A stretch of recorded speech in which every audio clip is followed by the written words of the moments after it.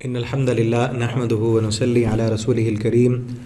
أما بعد أعوذ بالله السميع العليم من الشيطان الرجيم من همزه ونفخه ونفثه بسم الله الرحمن الرحيم ولقد آتينا موسى الكتاب فاختلف فيه ولولا كلمة سبقت من ربك لقضي بينهم وإنهم لفي شك منه مريب۔ ترجمہ قرآن کے سبق میں آج سورہ ہود آیت نمبر 110 سے پڑھیں گے، اور یہ سورہ ہود کا آخری رکوع ہے۔ اس طرح پچھلے سبق میں ہم نے پڑھا موسیٰ علیہ السلام کا واقعہ تھا، یہاں بھی شروع میں انہی کا واقعہ ہے، اور پھر آخر میں ایک تمام قوموں کو ان پر جو عذاب آیا ان کو ہلاک کیا گیا، اس کا سبب کیا تھا، اور اگر ہلاکت سے بچنا ہے تو اس کا کیا ذریعہ ہے کہ کب انسان ہلاکت، تباہی اور بربادی سے بچ سکتا ہے۔ اس رکوع میں ایسے سمجھیں کہ پوری صورت کا خلاصہ آخر میں بیان کر دیا گیا ہے۔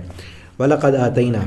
اور البتہ تحقیق ہم نے بھیجا موسیٰ علیہ السلام کو، ہم نے دی موسیٰ علیہ السلام کو کتاب، فَاخْتُلِفَ فِيهِ، بس پھر اختلاف کیا گیا اس میں، اس کتاب کے بارے میں موسیٰ علیہ السلام کے جانے کے بعد لوگوں نے اختلاف کیا۔ وَلَوْلَا، اور کیوں نہ، اگر نہ ہوتا کلمۃ، فیصلہ، سبقت لے جانے والا، من ربک، آپ کے رب کی طرف سے،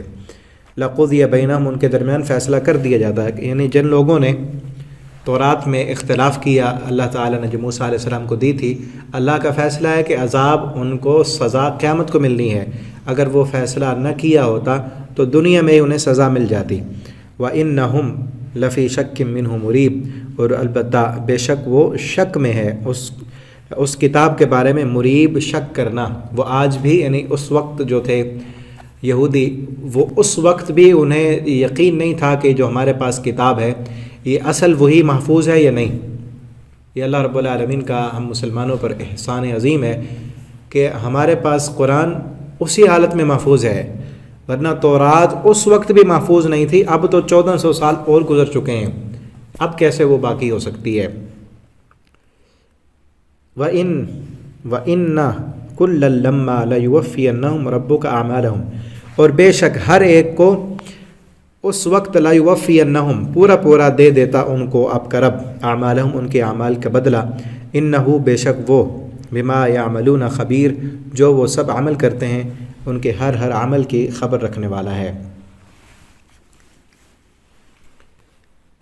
فاستقم کما امرت، بس آپ صبر کریں، استقامت اختیار کریں، کما امرت، جیسا کہ آپ کو حکم دیا گیا ہے۔ فاستقم، آپ ثابت قدم رہیں، استقامت اختیار کریں، جس چیز کا آپ کو حکم دیا گیا اس پر ڈٹ جائیں۔ یہ ایسی آیت ہے جس میں اللہ تعالیٰ نے نبی کریم صلی اللہ علیہ وسلم کو استقامت کا حکم دیا اور استقامت کی تلقین کہی۔ نبی کریم صلی اللہ علیہ وسلم کے آپ کی آخری عمر میں بال تھوڑے سفید ہو گئے داڑھی میں، تو صحابہ کرام فرمانے لگے اللہ کے پیغمبر آپ تو بوڑھے ہو گئے ہیں، تو آپ صلی اللہ علیہ وسلم نے فرمایا شیبتنی سورۃ الہود والواقعہ واخواتہا، آپ نے فرمایا مجھے سورہ ہود نے، سورہ واقعہ نے، اور اس جیسی اور صورتوں نے مجھے بوڑھا کر دیا ہے۔ تو اس صورت کی یہ آیت، یہی ایک آیت، ورنہ سورہ واقعہ میں دیکھیں وہاں پر قیامت کا تذکرہ ہے، آخرت کے عذاب ہیں، اس صورت میں نہیں ہے، اس صورت میں سابقہ قوموں کے واقعات ہیں، اور ایک ہی یہی آیت ہے کہ آپ استقامت اختیار کریں، ڈٹ جائیں۔ یہ کام بہت بڑا جو ہے بھاری کام ہے، استقامت اختیار کرنا، صبر کرنا۔ نبی کریم صلی اللہ علیہ وسلم کے پاس ایک صحابی آیا، صحیح مسلم کی حدیث ہے، آ کر کہنے لگا اللہ کے پیغمبر مجھے آپ نصیحت کریں، اور ولا تکثر، نصیحت زیادہ نہ ہو، تھوڑی سی نصیحت کریں، اور نصیحت بھی ایسی ہو کہ جس پر میں عمل کروں اور مجھے جنت مل جائے۔ تو آپ صلی اللہ علیہ وسلم نے فرمایا قل آمنت باللہ ثم استقم، تو کہہ کہ میں اللہ پر ایمان لایا، پھر اس پر ڈٹ جا، استقامت اختیار کر۔ استقامت اختیار کرنا تجھے جنت میں لے جائے گا۔ تو استقامت کیا ہے؟ استقامت ہے کہ ایمان پر ڈٹ جانا، جتنی بھی تکلیفیں آئیں، مصیبتیں آئیں۔ استقامت کے 3 درجے ہیں۔ پہلا صبر، استقامت یہ ہے کہ اللہ تعالیٰ کی اطاعت والے کام کرنا اور ان پر صبر کرنا۔ نماز پڑھنا، نماز پڑھ لینا استقامت نہیں ہے، مستقل مزاجی کے ساتھ ہمیشہ نماز پڑھنا، دل مانتا ہے پھر بھی پڑھنا، دل نہیں مانتا پھر بھی پڑھنا، ماحول، حالات، اسباب جیسے بھی ہوں پڑھنا، ہمیشہ سچ بولنا، ٹھیک ہے نا، یہ پہلا درجہ ہے اللہ کی اطاعت والے کام کرنا، نماز، روزہ، حج، زکوٰۃ، یہ ساری چیزیں ان کو کرنا اور صبر استقامت سے کرنا، ان کو کرتے ہوئے کوئی بھی مشکل آتی ہے، پریشانی آتی ہے، مشقت ہوتی ہے، اس کو برداشت کرنا۔ دوسرا درجہ استقامت کا ہے اللہ نے جو چیزیں روکی ہیں، جن کاموں سے روکا ہے ان سے رک جانا اور صبر کرنا، دنیا کا نقصان ہوتا ہے کر دینا، جو کچھ ہوتا ہے اللہ تعالیٰ نے جن کاموں سے روک دیا رک جانا، اسے کہتے ہیں صبر عن المعاصی، اللہ کی نافرمانی والے کاموں سے رکنا۔ اور تیسرا درجہ ہوتا ہے پھر اللہ تعالیٰ نے انسان کی قسمت میں اگر کوئی ایسا فیصلہ لکھا ہے کہ اس کو وہ فرما بردار بھی ہے، گناہوں سے بھی بچتا ہے، پھر بھی بیمار رہتا ہے، کوئی عزیز پیارا اس کی وفات ہو گئی، یعنی اللہ آزماتا ہے اپنے بندوں کو، اللہ اپنے پیاروں کو آزماتا ہے، ان آزمائشوں پر صبر کرنا۔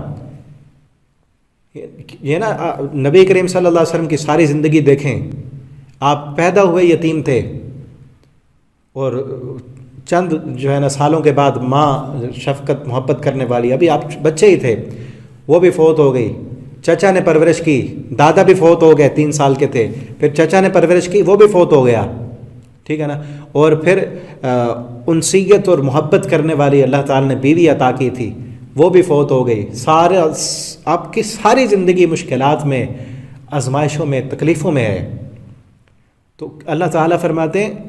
نبی کریم صلی اللہ علیہ وسلم کا فرمان ہے اشد البلاء علی الانبیاء ثم الامثل ثم الامثل، اللہ اپنے پیارے بندوں کو زیادہ آزماتا ہے۔ کیوں؟ اس کا ایک سبب ہے، کیونکہ جس پر مشکل آئے نا، پریشانی آئے، وہ پھر روتا ہے، اور اللہ کے جو بندے ہوتے ہیں وہ اللہ کے سامنے روتے ہیں، گڑ گڑاتے ہیں، اور یہ جو اللہ کے سامنے تضرع ہے، رونا ہے، اللہ کو اپنے دکھ درد سنانا ہے، یہ اللہ کو بڑا پسند ہے، اور اللہ تعالیٰ کہتے ہیں یہ میرا بندہ مجھ سے باتیں کرتا رہے، ٹھیک ہے نا، اس لیے اللہ تعالیٰ اپنے بندوں کو آزماتے ہیں، تو اس پر صبر کریں، استقامت، جس طرح صحابہ کرام کی زندگیاں پڑھ کر دیکھیں، ان پر کتنی بڑی بڑی مشکلات آئیں، پریشانیاں آئیں، ان سب پر صبر کرتے رہنا، یہی ہے فاستقم۔ اب جو بھی ہوتا ہے، ایمان لائے، مسلمان ہو گئے، اللہ کے فرما بردار بن گئے، دنیا بیگانی بنتی ہے بن جائے، اپنے چھوڑتے ہیں چھوڑ جائیں، دنیا کا نقصان ہوتا ہے کر دیں، سب کچھ برداشت کر لیں، لیکن اللہ کے ساتھ اپنا تعلق، اس میں کوئی کمزوری نہ آئے، اس پر کوئی کمپرومائز نہ ہو۔ ولا تطغوا، اور آپ جو ہے حد سے نہ بڑھیں، تطغوا کا معنی اللہ تعالیٰ نے جن کاموں سے روکا ہے وہ کام کرنا، ان کو کرنا بغاوت کہتے ہیں، یہ کام نہ کریں، اللہ کی نافرمانی والے کام نہیں کرنے۔ انہ بما تعملون بصیر، بے شک جو بھی آپ عمل کرتے ہو اللہ اس کی خوب دیکھنے والا ہے اس کو۔ فاستقم کما امرت ومن تاب معک، اور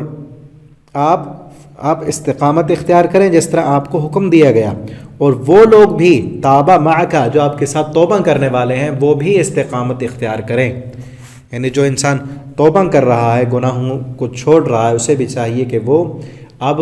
ڈٹ جائے، استقامت اختیار کرے، کبھی ایسے نہ ہو کہ شیطان دوبارہ اسے وہی گناہ کرا دے۔